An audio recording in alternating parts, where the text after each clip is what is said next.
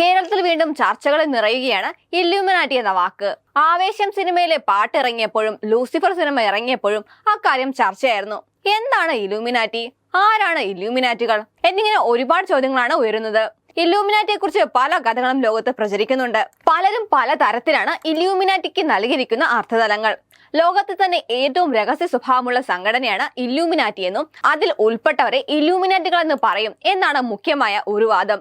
ലോകത്തെ നിയന്ത്രിക്കാൻ ശേഷിയുള്ളവരാണ് ഇവർ എന്നും വിശ്വസിക്കുന്നവരുണ്ട്. പണം കൊണ്ട്, ബുദ്ധി കൊണ്ട്, കരുത്തുകൊണ്ട് കാലത്തെയും കാലാവസ്ഥയും പോലും പിടിച്ചുകെട്ടാൻ കഴിവുള്ളവരാണ് ഇല്യൂമിനാറ്റികൾ എന്നാണ് പ്രചരിക്കുന്ന കഥകൾ. ഇവർ ലോകമെങ്ങും പടർന്നു കിടക്കുന്നു എന്നാണ് നിഗൂഢ സിദ്ധാന്തക്കാർ പറയുന്നത്.